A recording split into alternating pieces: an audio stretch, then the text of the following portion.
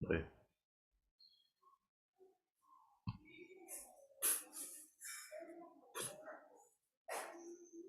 Nah, kita mulai ya sebagai pendahuluan, topiknya gereja yang Alkitabiah.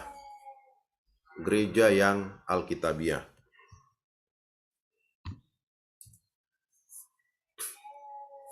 Kita melihat bagian yang awal ya sebagai pendahuluan, pengertian. Apa yang dimaksud dengan gereja? Nah, kalau saudara-saudara ditanya apa itu gereja, pasti juga sudah punya konsep, sudah punya jawaban. Apakah bangunannya yang tinggi dan megah? Apakah gereja bicara tentang fasilitas yang dimilikinya, struktur organisasinya, keadaan administrasinya yang hebat? Ya, tentu bukan itu ya esensi daripada gereja. Ya, walaupun akhirnya kalau kita mengamati di dunia ini, banyak orang ya ribut, banyak orang berdebat hanya karena masalah bangunan, hanya karena masalah fasilitas, karena struktur organisasi, karena administrasi. Ya, sesungguhnya itu bukan hal yang sangat prinsip ketika kita berbicara tentang gereja. Tetapi realitanya atau dalam kenyataan, toh banyak orang mempersoalkan hal-hal yang bukan prinsip utama. Dan itulah membuat gereja akhirnya tidak mengalami kemajuan di dalam misi. Karena selalu berpikir kepada sesuatu yang sementara ya, gedungnya, strukturnya, dan seterusnya. Jadi kata gereja merupakan kata yang nampaknya mudah, ya, tetapi telah banyak disalah mengerti. Nah, seorang teolog berkata, kata gereja adalah salah satu kata dalam kekristenan yang sulit didefinisikan secara tepat. Nah, kenapa? Ya, karena tadi ada berbagai pemahaman-pemahaman yang tidak utuh, sehingga melihat gereja itu dari sisi organisatoris, dari sisi struktur, dari sisi administrasi, dan seterusnya. Ya, karena itu memang secara teologi kita mau melihat berbagai pengertian ya atau definisi tentang gereja. Ya, salah satu kutipan ya dari John Calvin. John Calvin, kita tahu tentu John Calvin itu adalah seorang yang berpengaruh di dalam reformasi gereja ya setelah Martin Luther. John Calvin membuat pengertian tentang gereja, bahwa gereja adalah pemberita dan pendengar yang setia Injil Allah dan pelaksana sakramen sebagaimana ditetapkan Tuhan Yesus. Jadi dari pengertian ini kita melihat bahwa John Calvin melihat gereja itu bukan dari sisi organisasi, tapi dari sisi orang ya, orang yang percaya kepada Tuhan Yesus. Jadi gereja hakikatnya dia pahami sebagai pemberita dan pendengar yang setia Injil Allah. Jadi bahwa gereja pada hakikatnya haruslah menjadi pemberita kebenaran, pemberita Injil. Tapi juga dia berkata melaksanakan sakramen. Nah, sakramen itu kalau di dalam kekristenan, ya khususnya Protestan, biasanya itu dilihat dari dua aspek ya. Bicara tentang perjamuan kudus dan kemudian baptisan kudus. Jadi gereja hadir selain dia memberitakan firman, tapi juga melaksanakan sakramen itu. Nah, itu yang dikatakan oleh Calvin. Nah, tapi bagaimana bisa melaksanakan sakramen baptisan? Ya tentu harus ada pemberitaan. Bagaimana seseorang bisa melaksanakan sakramen perjamuan kudus? Tentu harus dengan iman ya. Jadi iman kepada Yesus Kristus, penerimaan kepada Yesus Kristus. Nah, itulah yang membuat seseorang akhirnya menjadi gereja ya, secara pribadi ya, yaitu orang-orang yang sudah di dalam Kristus. Maka apa yang ditetapkan Kristus, nah itulah yang dilakukan. Tentu termasuk di sini pemberitaan Injil itu adalah amanat daripada Yesus Kristus. Kemudian ada seorang bernama Ignatius. Nah, Ignatius berkata, di mana Yesus Kristus ada, di sanalah gereja. Jadi pengertian ini mau menyatakan bahwa gereja tidak ada tanpa Kristus. Atau dengan kata lain, kekristenan tidak ada tanpa Kristus. Nah, ini juga pernah disampaikan oleh seorang bernama C.S. Lewis ya, Lewi, dari seorang teolog dari Inggris. Dia memakai ungkapan seperti ini. No Christianity without Christ. Artinya apa? Bahwa sesungguhnya kekristenan tidak ada tanpa Kristus. Jadi apa sih maksudnya? Apa makna di balik itu? Ya, artinya janganlah ngomong tentang gereja, jangan ngomong tentang kekristenan tetapi tidak percaya kepada Kristus. Nah, itu kan sesuatu yang bertolak belakang. Jadi kalau ngomong tentang gereja, ngomong tentang kekristenan, haruslah didasari pada iman ya kepada Kristus Yesus.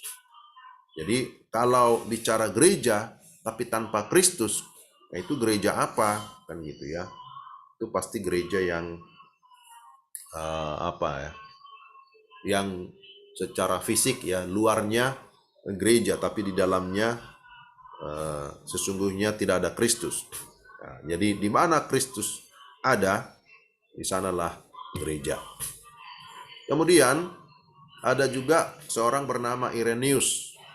Nah, dia berkata, di mana gereja ada, di sanalah roh Allah ada. Di mana roh Allah ada, di sana ada gereja. Jadi kalau yang tadi sebelumnya Ignatius menghubungkan gereja dengan Kristus, tapi kemudian selanjutnya Irenaeus menghubungkan gereja dengan roh Allah. Nah, keduanya sebenarnya saling melengkapi. Betul bahwa gereja ada karena peran Roh Kudus.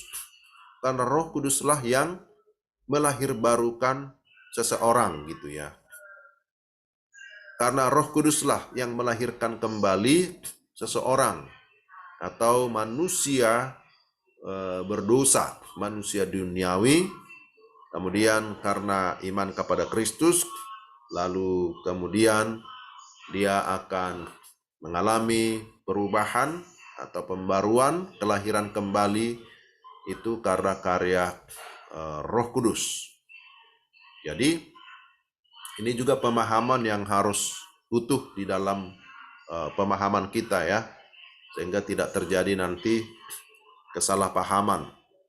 Ya, karena di satu sisi kita menyatakan ya, seseorang disebut menjadi Kristen atau gereja ketika dia percaya dan terima Kristus. Iya. Tetapi ketika seseorang bisa percaya dan menerima Kristus, nah itu jangan lupa itu di sana ada karya Roh Kudus. Roh Kuduslah yang menerapkan keselamatan itu di dalam kehidupan kita. Bahkan kita juga tahu bahwa ketika kita sudah percaya dan menerima Kristus di dalam hati, maka Roh Kudus mendiami kita ya sebagai orang-orang percaya. Lalu Wayne Grudem, seorang penulis teologi sistematik, menyatakan gereja adalah persekutuan semua orang percaya sejati pada segala zaman. The church is the community of all true believers for all time. Nah, dia mau menunjukkan bahwa keberadaan gereja itu melintasi zaman begitu. Bahwa gereja yang adalah perkumpulan atau persekutuan orang-orang percaya sejati itu tidak dibatasi oleh waktu, bahkan tidak dibatasi oleh tempat. Nah, itu sebabnya ada istilah gereja yang invisible. Nanti juga kita akan pelajari itu. Nah, pengertian ini menekankan bahwa gereja terdiri atas semua orang yang sudah sungguh-sungguh diselamatkan. Paulus berkata, Kristus telah mengasihi jemaat dan telah menyerahkan dirinya baginya. Efesus 5 ayat 25. Ya, apa sih isi Efesus 5:25? Yaitu tadi ya, bahwa Kristus telah mengasihi jemaat, dan bukan hanya mengasihi, tetapi disebutkan di sana telah menyerahkan dirinya baginya. Jadi kata telah ini menunjukkan sesuatu yang sudah terjadi atau past tense. Nah, jadi aplikasinya juga kita memahami bahwa keselamatan yang Tuhan kerjakan itu sudah kita alami ya, kita sudah terima. Ya, sekalipun kita masih ada di sini, di bumi ini. Jadi keselamatan itu bersifat past tense, tapi juga present dan future. Ya, ketika kita sudah percaya dan terima Kristus, sesungguhnya kita sudah mendapatkan jaminan itu, jaminan kepastian keselamatan. Dan sekarang pun kita meyakini bahwa keselamatan itu sudah kita miliki. Tetapi bahwa kita masih ada di bumi, iya, karena kita ya belum waktunya untuk kembali kepada Dia. Ya, jadi istilahnya kalau kita mau dipanggil Tuhan sekarang atau lusa atau tahun depan, secara keselamatan itu tidak akan berubah begitu ya, bahwa keselamatan kita itu sudah dijamin di dalam Kristus. Nah, di sini terminologi church atau jemaat digunakan menunjuk kepada orang-orang yang sudah mengalami penebusan Kristus. Semua yang sudah diselamatkan melalui kematian Kristus, baik yang hidup pada dalam zaman PL maupun PB atau perjanjian baru. Tadi dalam Efesus 1 ayat 22 sampai 23 Yesus disebut sebagai kepala jemaat. Yesus Kristuslah yang membangun gereja dengan memanggil orang-orang percaya datang kepadanya. Dia berjanji sebagaimana Matius 16 ayat 18, I will build my church. Aku akan mendirikan jemaatku. Jadi di dalam Matius 16 di sana dipakai istilah jemaat ataupun eklesia yang diterjemahkan dalam bahasa Inggris sebagai church ya. Jadi dialah yang mendirikan jemaatnya. Lukas dengan sangat hati-hati menyatakan kepada kita bahwa pertumbuhan gereja bukanlah didasarkan pada usaha manusia semata, tetapi Tuhan menambah jumlah mereka tiap-tiap hari dengan orang yang diselamatkan. Kisah 2 ayat 47. Nah, kisah 2 ini kan mengisahkan tentang pencurahan Roh Kudus. Kemudian setelah itu Petrus berdiri dan berkhotbah, lalu kemudian bertobat 3.000 orang. Tapi setelah itu di dalam ketekunan mereka, ketekunan dalam pengajaran, ketekunan dalam persekutuan, dalam doa, dalam berbagi, maka di sana terjadi lonjakan. Ya, lonjakan artinya peningkatan jumlah juga. Tiap-tiap hari jumlah mereka ditambahkan dengan orang diselamatkan. Nah, dalam perjanjian lama, bangsa Israel sudah dianggap sebagai pertemuan atau persekutuan. Maka di sana muncul istilah Ibrani kahal. Ya, kahal itu menunjuk kepada persekutuan atau kelompok yang menyembah Tuhan. Ulangan 4 ayat 10 sebagai contoh. Nah, dalam perjanjian baru, bangsa Israel disebut sebagai eklesia. Kisah 7 ayat 38, Ibrani 2 ayat 12, yang mengutip Mazmur 22 ayat 23. Nah, karena itu, penulis kitab Ibrani menganggap orang-orang Kristen pada zaman ini sebagai orang yang mempunyai banyak saksi, bagaikan awan yang mengelilingi kita. Ibrani 12 ayat 1. Nah, siapa yang dimaksud dengan saksi? Tentu itu bicara dari orang-orang zaman PL, mulai dari Habel sampai dengan para nabi, ya, Ibrani 11 ayat 4 sampai 32. Jadi, orang percaya pada zaman PL dan orang percaya pada zaman PB merupakan satu pertemuan atau gereja yang rohani telah menjadi satu dalam Kristus. Efesus 2 ayat 14 sampai 19. Jadi saudara, jikalau kita memahami tentang teologi keselamatan, khususnya bicara tentang salib, maka kita bisa menggambarkan bahwa salib itu atau salib Kristus itu menjadi sentral, ya, menjadi titik temu orang-orang perjanjian lama dan juga orang-orang di masa perjanjian baru. Jadi kalau kita bisa baratkan bahwa ya Kristus datang menjadi sentral, ya, salib. Kemudian orang-orang perjanjian lama dia akan memandang kepada Kristus, ya, yang akan datang, ya. Tapi orang-orang perjanjian baru memandang kepada Kristus yang sudah datang, yang sudah disalibkan. Jadi salib itu menjadi pusat, menjadi sentral. Kristus menjadi sentral daripada kesaksian semua orang-orang baik di zaman perjanjian lama maupun orang-orang di zaman perjanjian baru. Jadi, jikalau kita membaca kitab Ibrani, maka di sana jelas, ya, disebutkan para saksi iman. Jadi apa yang disaksikan oleh tokoh-tokoh iman itu semua mengacu dari perjanjian lama, mengacu kepada Kristus yang akan datang. Tapi demikian juga orang-orang dalam perjanjian baru, yaitu para rasul dan juga semua para pengajar sampai kepada kita sekarang, kita juga menyaksikan tentang Kristus. Tapi Kristus yang mana? Kristus yang sudah disalibkan itu, yang sudah mati di atas kayu salib.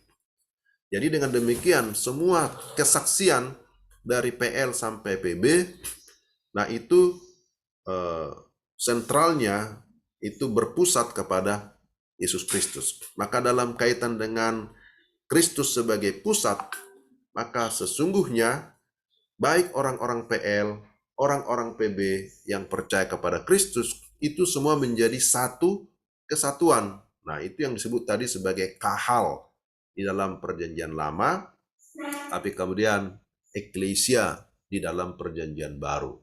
Jadi bahasa Ibrani disebut kahal, kemudian bahasa Yunani disebut dengan eklesia, menunjuk kepada satu kesatuan, satu persekutuan, satu pertemuan yang dipersatukan di dalam iman kepada Yesus Kristus sebagai penyataan Allah yang tertinggi. Jadi dengan demikian kita bisa menyimpulkan atau menyatakan bahwa Kristuslah yang menjadi pusat gereja. Kristus menjadi batu penjuru atau disebut batu karang yang teguh. Kristus menjadi dasar yang kokoh bagi gereja. Sehingga kita bisa berkata benar bahwa tanpa Kristus maka gereja tidak ada. Ya, tanpa Kristus kekristenan tidak ada. Nah, ini menjadi dasar, ya, menjadi pendahuluan untuk kita bisa memahami, ya, bagaimana hubungannya orang-orang di dalam perjanjian lama dan juga orang-orang dalam perjanjian baru. Ya. Jadi kita melihat bahwa titik temunya itu ada di dalam Kristus.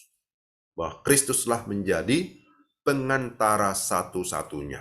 Semua nubuatan, semua tipologi, semua gambaran di dalam perjanjian lama ya mengacu kepada Yesus Kristus sebagai Mesias yang dinanti-nantikan.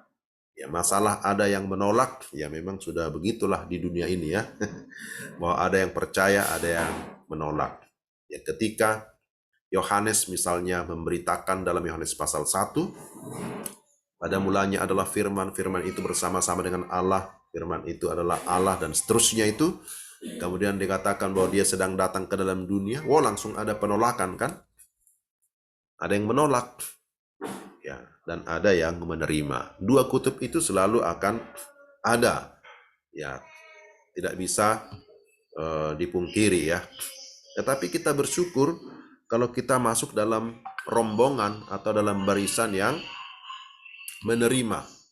Ya, bukan karena kita memiliki banyak pengetahuan dan hikmat, tetapi itu karena apa?